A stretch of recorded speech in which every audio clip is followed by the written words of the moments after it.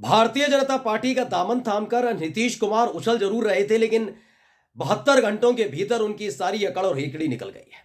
क्योंकि जिस बात का डर लगातार सता रहा था जनता दल यूनाइटेड के विधायकों को, जिस बात का जिक्र लगातार अपने नेता नीतीश कुमार से वो कर रहे थे, उनकी बात नीतीश कुमार ने सिर्फ सत्ता के लिए नहीं सुनी, वो बात अब सच साबित होती हुई नजर आ रही है। दरअसल जनता दल यूनाइटेड के अंदर हालात ये हो गए हैं कि एक एक कर तमाम विधायक बागी हो रहे हैं, और आज मैं सबूतों के साथ आपको दिखाऊंगा।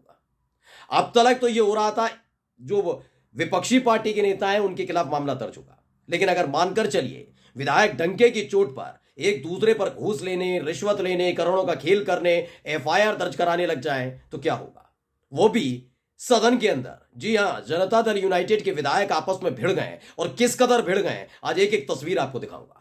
नमस्कार, मैं हूं प्राज्वल गौतम और आप देख रहे हैं न्यूज सर्किल। दरअसल जनता दल यूनाइटेड के अंदर भारी बगावत हो रही है, और यह बगावत सिर्फ इसलिए हो रही है क्योंकि नीतीश कुमार ने सिर्फ अपनी मनमर्जी चलाई। वो भारतीय जनता पार्टी के उस दाव को नहीं समझ पाए जो अलग अलग राज्यों में बीजेपी कर रही है। दरअसल भारतीय जनता पार्टी का एकमात्र लक्ष्य है हर प्रदेश में सरकार बनाने के साथ साथ वो चाहते हैं जहां जहां क्षेत्रीय पार्टियों का दबदबा है, यानी कि बिना क्षेत्रीय पार्टियों के सहयोग से, समर्थन के बिना सरकार में नहीं आ सकते, सत्ता में नहीं आ सकते, और क्षेत्रीय पार्टियों को खत्म कर दिया जाए। पहले उन्हें अपने साथ मिलाया जाए, फिर उनमें फूट कराई जाए और उनको बर्बाद कर दिया जाए।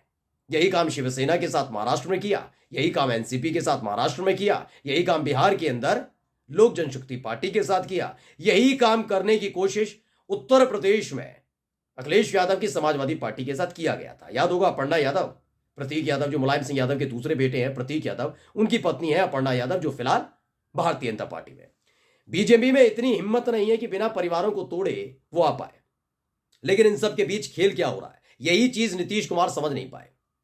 आरजेडी को तोड़ने का यही एक तरीका उठाया था, तेजस्वी और तेज प्रताप यादव को भिड़ाएंगे, लेकिन तेज प्रताप यादव ने बताया वो बीजेपी के झांसे में आने वाले नहीं है। तो जनता दल यूनाइटेड का साथ लिया, और देखिए जब से शपथ ली है और या यूं कहा जाए फ्लोर टेस्ट हुआ है, तब से जनता दल यूनाइटेड के अंदर भारी बगावत हो रही है। मैं ताजा खबर पहले पढ़कर आपको सुना देता हूं। ताजा खबर है आज तक की। 10 करोड़ और मंत्री पद का ऑफर है। जनता दल यूनाइटेड के विधायक ने अपनी ही पार्टी के एमएलए के खिलाफ दर्ज करवाई एफआईआर। जो आगे खबर लिखी हुई है वो पढ़कर मैं बता देता हूं। इसमें लिखा है कि एनडीए के खिलाफ माहौल बनाने की थी साजिश।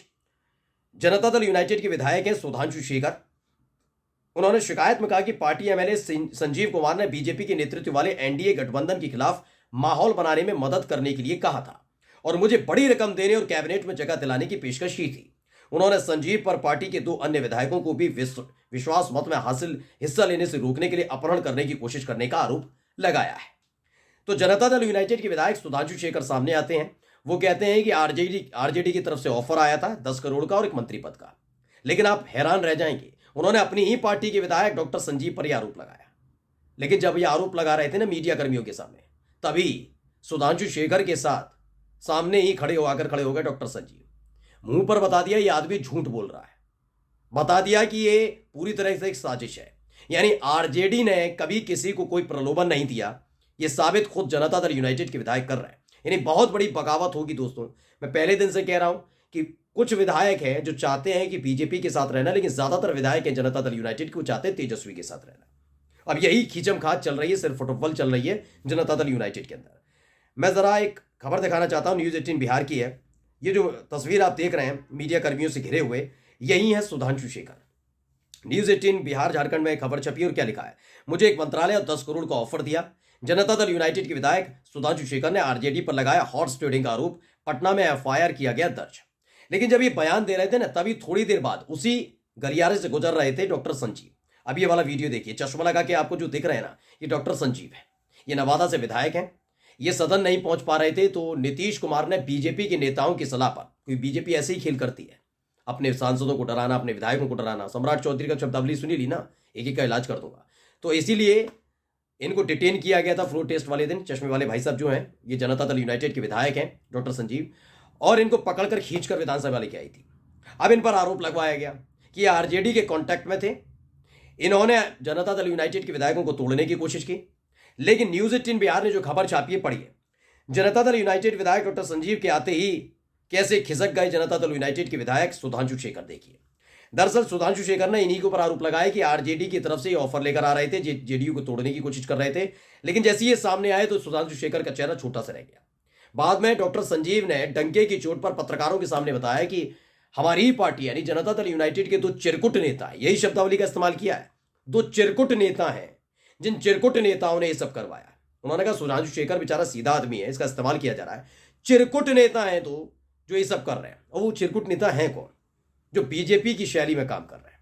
आप इतिहास उठाकर देख लीजिए, नीतीश कुमार का भी तोड़फोड़, ज्यादा तोड़फोड़ में विश्वास नहीं किया उन्होंने, पुराना किया हो, लेकिन वो ऐसे हालात में वो केवल मुख्यमंत्री बना रहना चाहते हैं। वो कभी नहीं चाहते कि आरजेडी की तरफ से उनके लिए दरवाजे बंद हो। वो जानते हैं आगे जाकर आरजेडी से सहयोग पड़ सकता है, समर्थन की जरूरत पड़ सकती है, ऐसे में उनकी तरफ से कुछ नहीं किया। लेकिन बिहार के नए नवेले डिप्टी सीएम सम्राट चौधरी ने जिस तरह की शब्दावली का इस्तेमाल किया, उससे पता लग रहा है कि आरजेडी को फंसाने के लिए उनके पास कोई भी चारा नहीं था।